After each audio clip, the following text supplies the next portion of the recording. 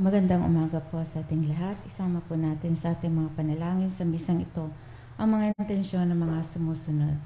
Thanksgiving and special intentions, Cancer Warriors Foundation, Sylvia Maralit, Gina Reforma, Gutierrez and Parilla family, Rulli and Seller Sibalian family, Bilia and San Pedro family, Frank and Vindia Lim, Mangera family, Danny and Linda Mangera and family, Mangaliman and Liasos family, Villarmino family, Rodel and Mali Mitinilia and family, Gilbert and Peng Malelang and daughter Gina, Roel and Guy Malelang Ribatiniera and family, Engineer and Mrs. Avin and Ningtan and family, Bautista and Pitinol family, for the safety of the doctors, nurses, hospital staff, military, government officials, volunteers, priests and lay persons all over the world.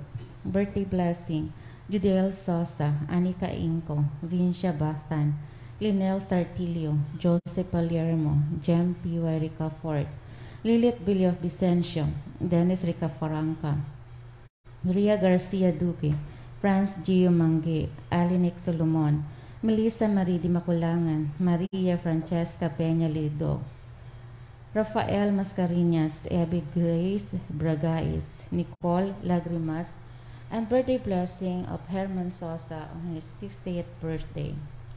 Healing for Anacorita C., Rosalie Bautista, Grace Solis, Boy Cuesta, John Ezekiel and Ivy Vicinal, Reynaldo Laylay, Villa de Mayuga Barion, Charo Francisco, Mauro Sol, Sara Gioche.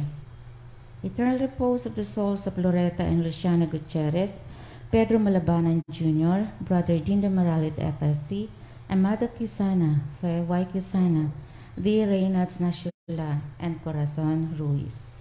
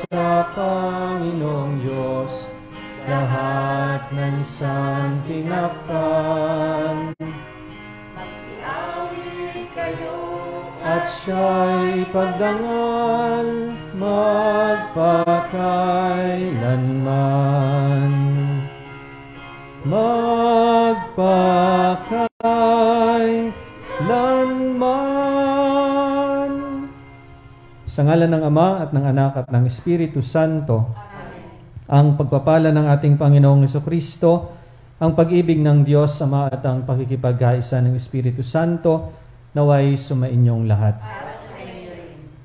Mga kapatid, aminin natin ang ating mga kasalanan upang tayong lahat ay maging marapat gumanap sa banal na pagdiriwang. Sabay-sabay nating sambitin. Inaamin ko sa makapangyarihang Diyos at sa inyo mga kapatid, na lubha akong nagkasala sa isip, sa salita at sa gawa at sa aking pagkukulang. Kaya isinasamo ko sa mahal na Birheng Maria, sa lahat ng mga anghel at mga banal, at sa inyo mga kapatid, na ako'y ipanalangin sa Panginoong ating Diyos.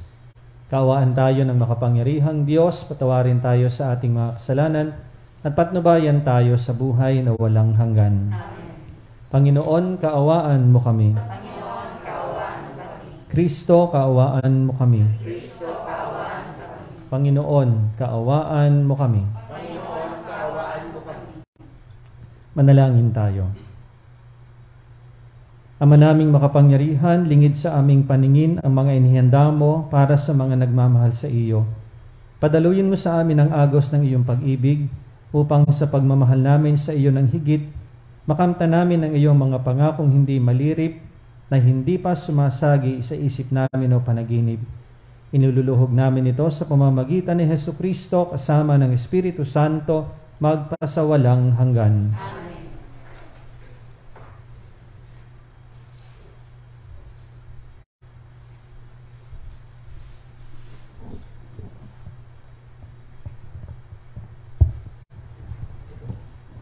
Pagbasa mula sa aklat ng mga hukom.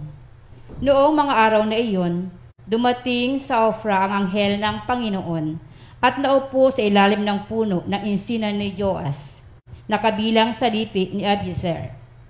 Si Gideon na anak ni Joas ay kasalukuyang gumigiik noon ng trigo sa pisaan ng ubas. Patago ang kanyang paggiik at baka siya makita ng mga Madyanita. Nilapitan siya ng anghel ng Panginoon at sinabi sa kaniya, "Sumasa iyo ang Panginoon, matapang na bayani." Sumagot si Gideon, "Bakit ganito ang pamumuhay namin kung sumasa amin ang Panginoon? Bakit wala siyang ginagawang kababalaghan ngayon, tulad noong ialis niya sa Ehipto ang aming mga ninuno? Ayon na rin sa kwento nila sa amin. Kami pinabayaan ng Panginoon. Kung hindi, ay bakit natitiis niya kaming pahirapan na mga Madyanitang ito?" Sinabi sa kanya ng Panginoon, "Lumakad ka at gamitin mo ang buong lakas mo sa pagliligtas sa Israel." Sumagot si Gideon, "Paano ko maililigtas ang Israel? Ang aming sambahayan ang pinakamaliit na lipi ni Manases at ako naman ang pinakamahina sa amin." Sinabi sa kanya ng Panginoon, "Maililigtas mo ang Israel pagkat tutulungan kita. Lulupigin mo ang mga Madyanitang ito na para ka lang pumatay ng isang tao." Sumagot si Gideon, "Kung ako, Panginoon, ay talagang kalugod-lugod sa inyo, bigyan ninyo ako ng palatandaang kayo nga ang naguutos sa akin. Huwag muna kayong umalis at hahainan ko kayo ng pagkaing handog." "Hihintayin kita," sagot ng Panginoon. Lumakad na nga si Gideon. Nagluto siya ng isang batang kambing at isang takal na harinang walang libadura. Pagkaluto, inilagay niya ito sa basket at naglagay ng sabaw sa isang palayok. Inihain niya ito sa anghel ng Panginoon sa ilalim ng punong ensina. Sinabi sa kanya ng anghel, "Ipatong mo sa malaking batong iyan ang karne at ang tinapay. Pagkatapos, busan mo ng sabaw." Gayon nga ang ginawa ni Gideon. Ang pagkain ay sinaling ng anghel sa mamagitan ng tungkod. Nagkaroon ng apoy at nasunog ang handog, at biglang nawala ang anghel. Noon naniwala si Gideon na ang anghel nga ng Panginoon ang nakausap niya. Dahil dito, kinalibutan siya sa takot at nanginginig na nagsalita, "Diyos ko, nakita ko ng mukhaan ang anghel ng Panginoon." Ngunit sinabi sa kanya ng Panginoon, "Huwag kang matakot, hindi ka maaano." At si Gideon ay nagtayo roon ng isang altar na tinawag niyang "Ang Panginoon ay Kapayapaan." Panginoon, Salom. Ang salita ng Diyos. Ang puoy nagsasalita na bayan niya ay papayapa. Aking naririnig magmula sa puon ang sinasalita. Sinasabi niya ang mga lingkod niya ay magiging payapa kung magsisi at di nababalik sa gawang masama. Ang pagtatapatan at pag-iibigay magdadaop palad. Ang kapayapaan at ang katwiray magsasamang ganap. Sa balat ng lupay, pawang maghahari yaong pagtatapat at ang katarungan na may maghahari mula sa itaas. Gagawing maunlad ng Panginoong Diyos itong ating buhay. Ang mga halaman sa ating lupa ay bubungang mainam.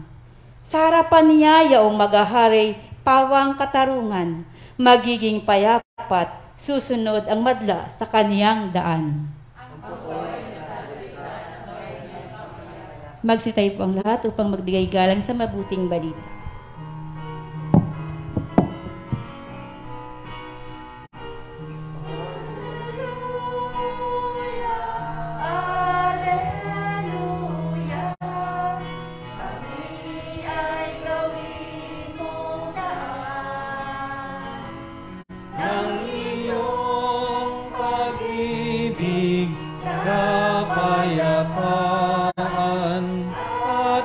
Katarungan. Alleluia. Sumainyo ang Panginoon. Ang mabuting balita ng Panginoon ayon kay San Mateo. Papuri sa iyo, Panginoon. Noong panahong iyon, sinabi ni Jesus sa kanyang mga alagad, "Sinasabi ko sa inyo, napakahirap mapabilang ang mayayaman sa mga pinagaharian ng Diyos. At sinasabi ko rin sa inyo, madali pang makaraan ang kamelyo sa butas ng karayom kaysa pasakop sa paghahari ng Diyos ang isang mayaman." Nagtaka ang mga alagad nang marinig ito, kaya't naitanong nila, "Kung gayon, sino po ang maliligtas?" Tinitigan sila ni Jesus at sinabi, "Hindi ito magagawa ng tao, ngunit magagawa ng Diyos ang lahat ng bagay." At nagsalita si Pedro, "Tingnan po ninyo, iniwan po namin ng lahat at kami sumunod sa inyo. Ano po naman ang para sa amin?" Sinabi sa kanila ni Jesus, "Tandaan ninyo ito, kapag nakaluklok na ang anak ng tao sa kanyang maringal na trono sa bagong daigdig, kayong sumunod sa akin ay luluklok din sa 12 trono upang hukuman ang 12 lipi ng Israel. At ang sino mang magtiis na iwan ng tahanan, mga kapatid na lalaki at babae, ama, ina, mga anak o mga lupain alang-alang sa akin, ay tatanggap ng makasandaang ibayo at pagkakalooban ng buhay na walang hanggan. Ngunit maraming una ang magiging huli at maraming huli ang magiging una." Mga minamahal, ang mabuting balita ng Panginoon. Magandang umaga po sa inyong lahat. Minsan po doon sa isang diocese dito sa ating region, sa ecclesiastical province ng Lipa, sa isang diocese dito, nagkaroon minsan ng parang Diocesan Eucharistic Congress. At yung isang pari na speaker na magsasalita doon sa Eucharistic Congress doon, bago siya gumawa ng kanyang talk, ang ginawa niya muna ay nagawa muna ng survey doon sa mga tao ng diocese na yun. At sa kanyang survey, 2 tanong ang kanyang pinasagutan sa mga tao. Ang unang tanong ay, bakit ka nagsisimba? At nung na-review niyo yung mga sagot, ang gaganda naman ng mga sagot. Bakit ka nagsisimba? Dahil sa misa daw natatagpuan si Kristo, dahil ito yung panahon para ako ay makapagdasal, ito yung panahon para ako ay makakuha ng lakas. Ang dami. Magaganda yung mga sagot ng mga tao. Yung ikalawang tanong naman na ito, kung yung unang tanong ay bakit ka nagsisimba, yung ikalawang tanong naman ay bakit hindi ka nakakasimba? Aba, yun na. Iba't iba na ang sagot. Ang sagot ay, hindi po ako nakakasimba dahil may trabaho. Hindi po ako nakakasimba dahil may mas mahalagang lakad. Hindi po ako nakakapagsimba dahil maraming intindihin. Iba't iba. Mga kapatid, ikunento ko po sa inyo sapagkat sa liwanag ng ebanghelyo natin ngayon, isang mahalagang tanong ang tinatapon sa atin. Yung tanong na, kaya ba nating iwanan ang lahat para kay Lord? Maaaring pwede nating sabihin, opo naman, we may for a time. Pwede nating sabihin yung kaya nating iwanan. Pero may follow-up na tanong, hanggang saan? Hanggang kailan natin kayang iwanan ang lahat? Sapagkat kung ang ating pag-iiralin ay yung makataong hangarin, hindi natin kaya. Kasi laging mananaig sa bandang huli kapag medyo masakit na at mahirap na yung hinihingi sa atin, minsan nandun na nagdadalawang isip na tayo.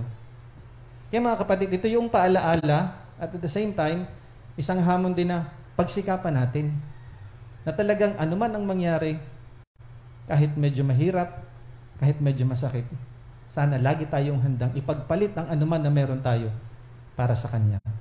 Sapagkat sabi nga dito, ang sino mang magtiis na iwan ang tahanan, mga kapatid na lalaki at babae, mga ina, anak o mga lupain, alang-alang sa akin, ay tatanggap ng makasandaang ibayo at pagkakalooban ng buhay na walang hanggan. Ang hirap.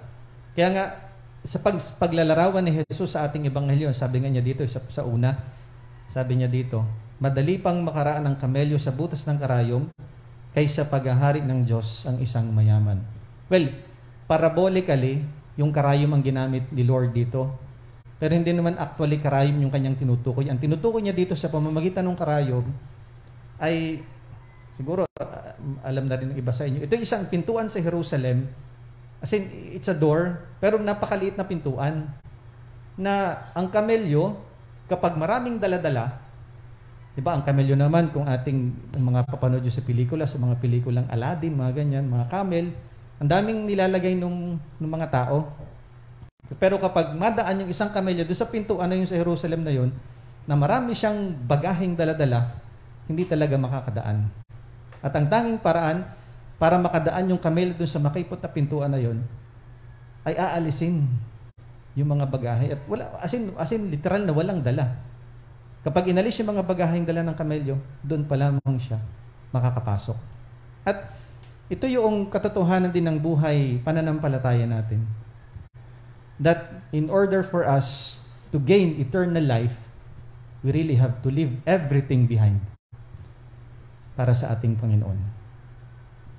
Kanina ako nagninilay, sabi ko, ito malaking hamon din sa akin. Kasi na ako'y ordinahan, ako'y sumumpa na talagang iiwan ko ang lahat. Pero minsan, ang hirap pa rin. Katulad nga kanina, magmimisa ng ala. Nadampot ko pa yung cellphone ko at ako'y nag-Facebook pa rin. Hirap.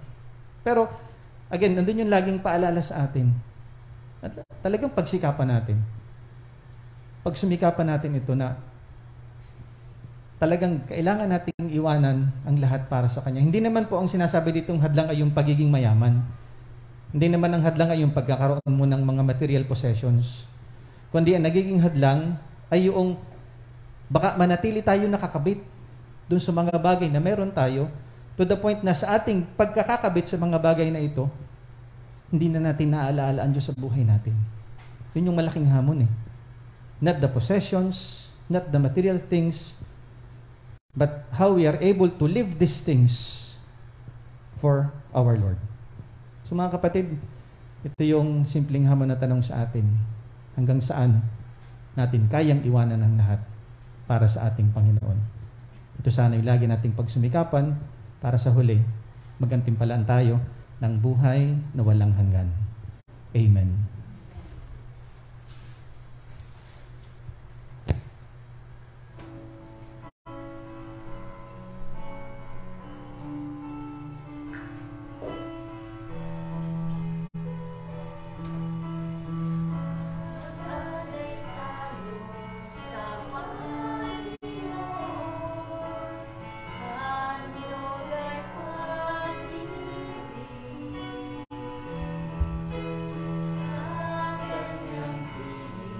Puri-puri ka, Diyos, sumangili ka sa sanlibutan sa iyong pangunahang loob at pinaalay mula sa lupat buwan ng pagbuhan ko natin sa mga pagkain ng bibigay ko.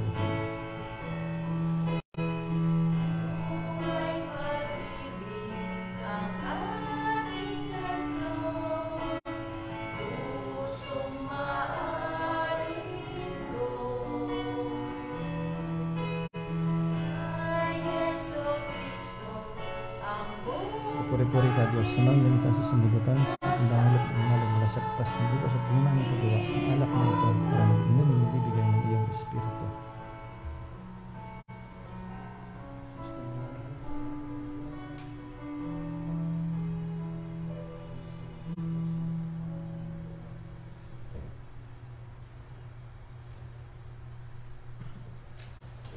Manalangin tayo mga kapatid upang ang paghahain natin ay kalugdan ng Diyos amang makapangyarihan.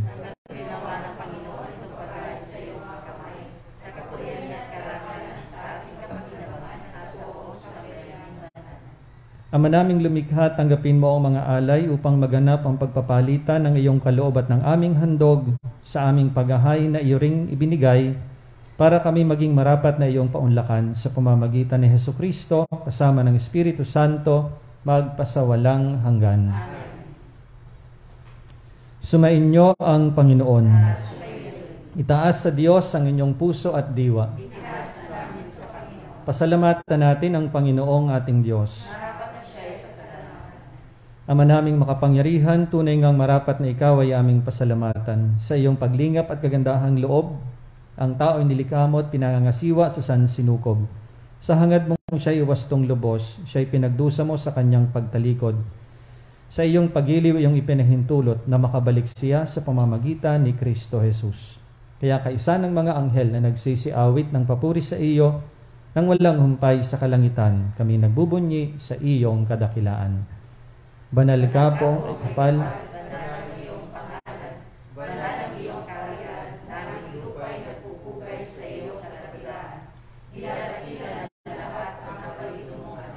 na siyang nagmulat sa bulag, sa pilay ay nagpalakad at nakiramay sa lahat. Ama naming banal, ikaw ang bukal ng lahat ng kabanalan, kaya't sa pamamagitan ng iyong Espiritu, gawin mo pong banal ang mga kaloob na ito upang para sa amin ay maging katawan at dugo ng aming Panginoong Hesukristo. Bago niya pinagtiisang kusang loob na maging handog, hinawakan niya ang tinapay, pinasalamatan kaniya, pinaghati-hati niya iyon, iniabot sa kanyang mga alagad at sinabi, "Tanggapin ninyong lahat ito at kanin. Ito ang aking katawan na ihahandog para sa inyo."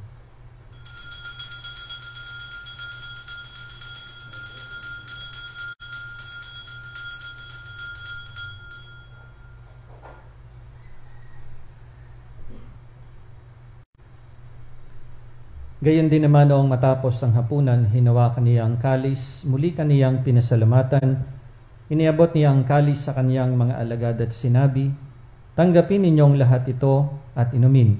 Ito ang kalis ng aking dugo ng bago at walang hanggang tipan. Ang aking dugo na ibubuhos para sa inyo at para sa lahat sa ikapagpapatawad ng mga kasalanan. Gawin ninyo ito sa pag-alaala sa akin."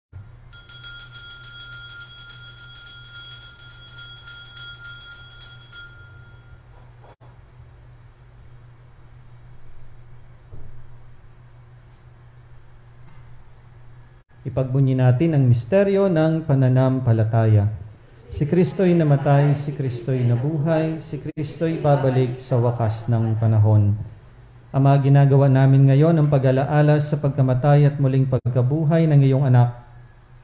Kaya tiniaalay namin sa iyo ang tinapay na nagbibigay buhay at ang kalis na nagkakaloob ng kaligtasan. Kami nagpapasalamat dahil kami iyong minarapat na tumayo sa harap mo para maglingkod sa iyo. Isinasamo namin kaming magsasalo-salo sa katawan at dugo ni Kristo ay mabuklod sa pagkakaisa sa pamamagitan ng Espiritu Santo. Ama, lingapin mo po ang iyong simbahang laganap sa buong daigdig. Puspusin mo kami sa pag-ibig kay isa ni Francisco na aming Santo Papa, ni Marcelino Antonio na aming Obispo at ng lahat ng kaparian. Alalahanin mo rin ang mga kapatid naming nahimlay ng may pag-asang sila'y muling mabubuhay, gayon din ang lahat ng mga pumanaw. Kaawaan mo sila at patuloyin sa iyong kaliwanagan. Kaawaan mo at pagindapatin kaming lahat na makasalo sa iyong buhay na walang wakas. Kaisa ng mahal na Birheng Maria na ina ng Diyos, ni San Jose ang kanyang kabiyak ng puso, kaisa ng mga apostol at ang lahat ng mga banal na namuhay dito sa daigdig ng kalugod-lugod sa iyo, maipagdiwang nawa namin ang pagpupuri sa ikararangal mo sa pamamagitan ng iyong anak na aming Panginoong Hesukristo. Sa pamamagitan ni Kristo, kasama niya at sa Kanya, ang lahat ng parangal at papuri ay sa iyo, Diyos amang makapangyarihan, kasama ng Espiritu Santo, magpasawalang hanggan. Amen. Sa tagubilin ng mga nakagagaling na utos at turo ni Jesus na Panginoon natin at Diyos, ipahayag natin ng lakas loob. Ama namin, sumasalangit ka, sambahin ang ngalan mo, mapasa amin ang kaharian mo, sundin ang loob mo dito sa lupa para nang sa langit. Bigyan mo kami ngayon ng aming kakanin sa araw-araw,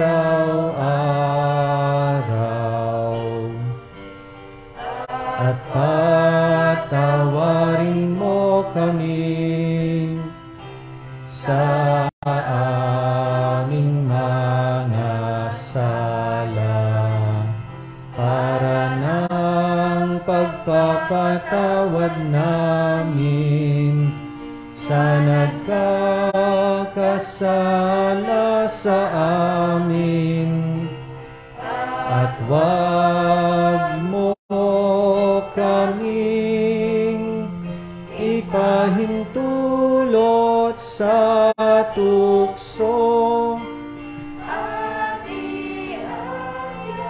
mo kami sa lahat ng masama.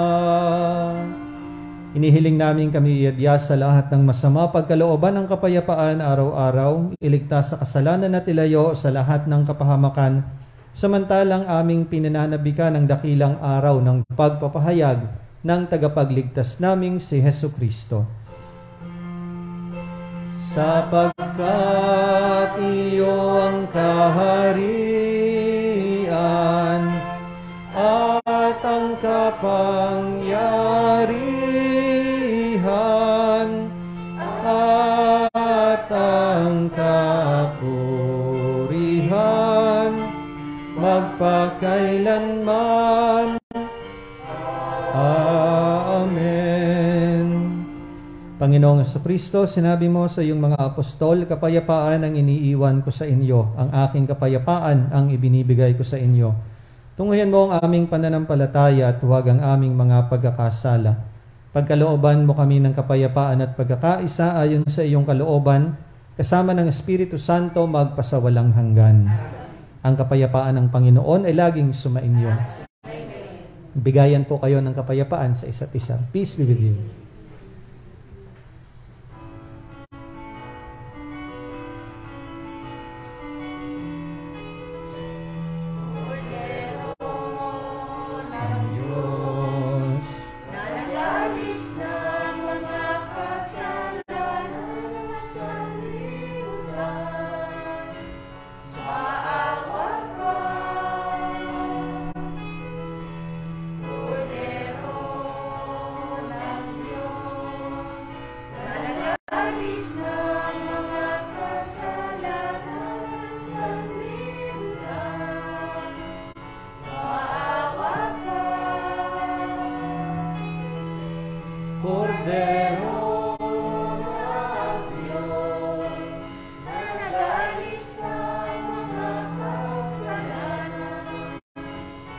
Ipagkaloob mo sa amin ang kapayapaan.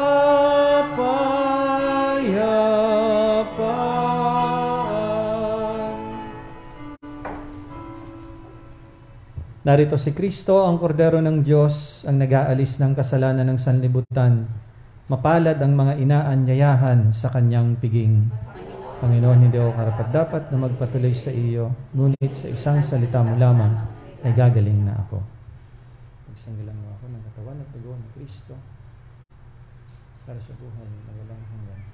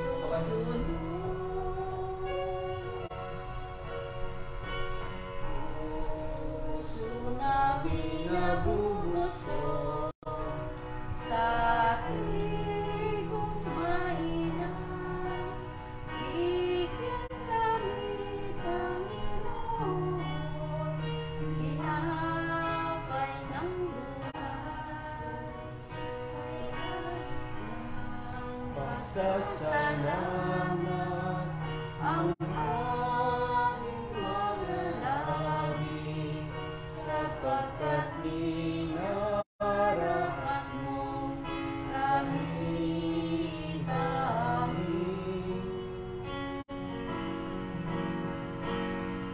Puso namin nabubusog sa tigong mainam.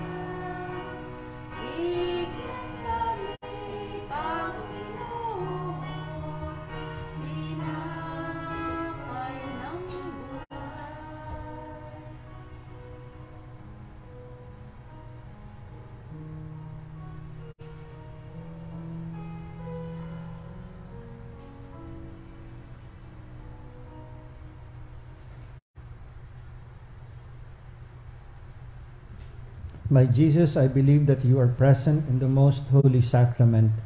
I love you above all things, and I desire to receive you into my soul. Since I cannot at this moment receive you sacramentally, come at least spiritually into my heart.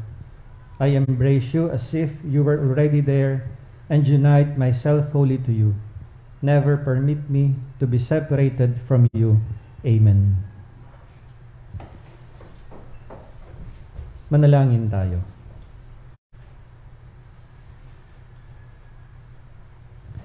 Ama naming mapagmahal, sa banal na pakikinabang, si Kristo ay aming pinagsaluhan. Hinihiling namin kami maging katulad niya sa langit, pakundangan sa kanyang pagiging aming kaparis bilang tagapamagitan kasama ng Espiritu Santo magpasawalang hanggan. O Diyos, amang mapagmahal, muli po kaming lumalapit sa panahong ito ng pagsubok. Inihiling namin ang inyong biyaya upang aming malampasan lahat ang panganib na dulot ng COVID-19 na marami na ang naapektuhan at maraming buhay na rin ang nakuha.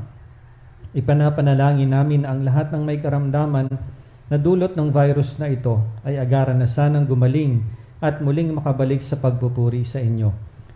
Ganoon na rin ang sidihin ng aming panalangin para sa mga taong naglilingkod at gumagampan para sa kapakanan ng iba upang masugpo ang karamdamang ito at mapigilan ang higit pang pagkalat at pananalanta nito. Nagpapasalamat po kami sa bakunang naisulong sa patnubay ng iyong mga kamay.